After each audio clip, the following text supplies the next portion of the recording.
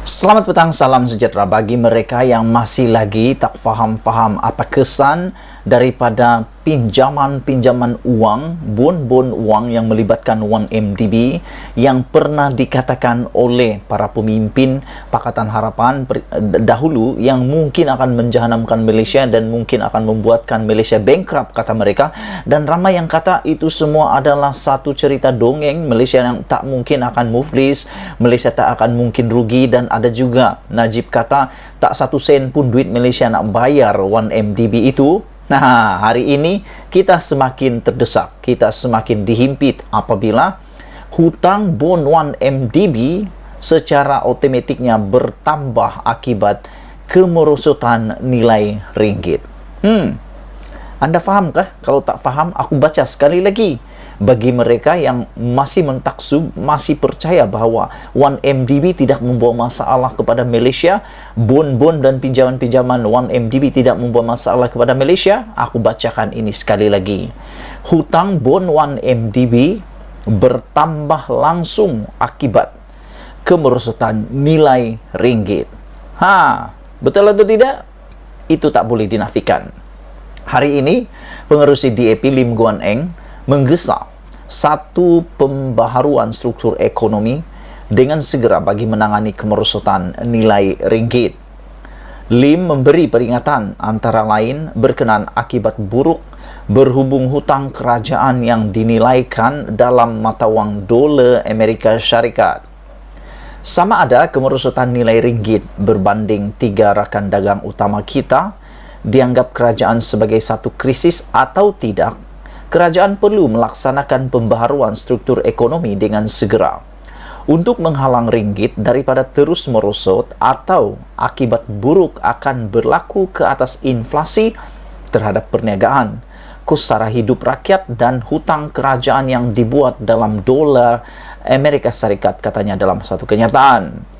Semalam, nilai ringgit merosot kepada RM4.54 berbanding 1 dolar Amerika Syarikat, nilai terendah sejak 24 tahun. Bayangkan, dalam masa 24 tahun inilah nilai paling rendah pernah dialami oleh ringgit Malaysia berbanding Amerika Syarikat, iaitu RM4.54 berbanding 1 dolar Amerika Syarikat. Apa kesannya terhadap nilai, apa kesannya kepada pinjaman Malaysia yang dinilai dalam bentuk Amerika Syarikat?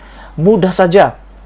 Dahulu 10 tahun yang lepas, kita membayar 1 dolar, kita hanya perlu bayar RM4.15. Katakan pada masa itu. Hari ini 1 dolar kita perlu bayar RM4.54. Bayangkan itu. Dulu jumlahnya 1MDB mungkin hanya 1 bilion. Tapi karena meningkatnya nilai, merosotnya nilai ringgit berbanding Amerika Syarikat, maknanya kita perlu membayar lebih daripada 1 bilion. Mungkin dah menjadi 1,3 bilion pula. Itu adalah contoh pengiraan mudah. Bekas Menteri Kewangan itu berkata pada nilai tukaran mata wang semasa, kerajaan kini menanggung tambahan RM7.7 bilion dalam jumlah hutang prinsipal 1MDB. Yang masih tak faham lagi, aku ulang sekali lagi.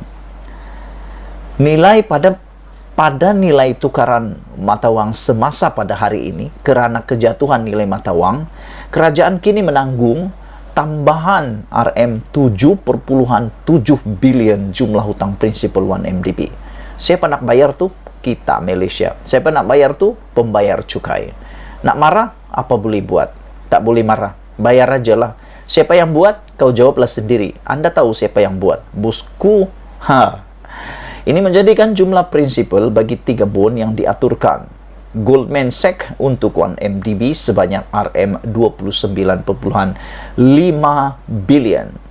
Menurutnya, bon itu dikeluarkan pada tahun 2012. Iaitu Amerika Syarikat dolar 1.75 bilion pada kadar 5.75% setahun dan AS 1.75 bilion pada kadar 5.99% setahun. Bond ketiga adalah sebanyak AS 3 billion dengan kadar 4,4% setahun. Dia berkata, dua bond pertama perlu dibayar pada tahun ini, ketika dolar Amerika Syarikat dalam keadaan paling kukuh dalam tempoh 24 tahun. Dan bond ketiga perlu dijelaskan tahun depan. Pada nilai tukaran RM3.35 untuk $1 Amerika Syarikat ketika bond dikeluarkan, jumlah prinsipal 3 bond ini adalah hanya AS 6,5 billion bersamaan kira-kira RM21,8 billion. Pada nilai tukaran semasa, jumlah prinsipal adalah RM29,5 billion, yaitu tambahan RM7,7 billion, kata Lim. Bayangkan kalau terus merosot nilai mata wang Malaysia ini, berapa jumlahkah hutang 1MDB yang terpaksa kita bayar? Malaysia perlu bayar. Aduh, merugikan kita di Malaysia. Sudahlah, 1MDB masih lagi tidak menunjukkan apa-apa keuntungan kepada Malaysia. Perlu pula membayar hutang yang bertambah hari demi hari ini, yang seakan macam tak ada penghujungnya. Lim Guan Eng mempersoalkan kenapa pemimpin UMNO dan Perdana Menteri Ismail Sabri Yaakob tidak berkata apa-apa tentang perkara ini. Memanglah, buat apa nak kata kalau itu Najib yang lakukan. Ringgit yang lebih lemah bermakna kos faedah tahunan adalah kira-kira RM1,5 billion berbanding RM1 billion, katanya. Selain dolar Amerika Syarikat, nilai ringgit juga jatuh kepada RM3.26 bagi $1 Singapura. Nilai rupiah Indonesia juga meningkat 4% berbanding ringgit pada tahun ini. Aduh, teruknya keadaan nilai ringgit Malaysia pada waktu ini. Jadi aku nak baca sekali lagi. Bagi mereka yang masih tak percaya, masih tak tahu kesan kepada hutang 1MDB kepada Malaysia, ini aku bacakan sekali lagi.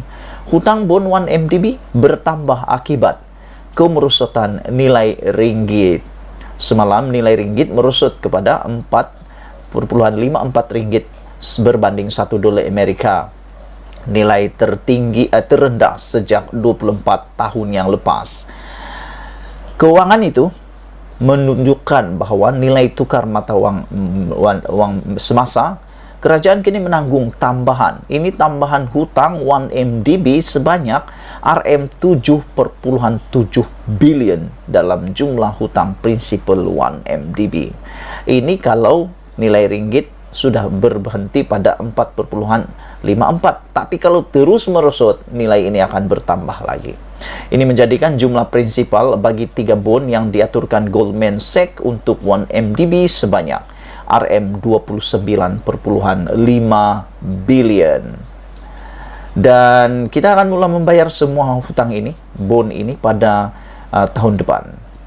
Pada nilai tukaran RM3.35 untuk $1 Amerika Syarikat ketika bond dikeluarkan dahulu, jumlah prinsipal 3 bond itu hanyalah pada AS 6,5 billion bersamaan kira-kira RM21,8 billion.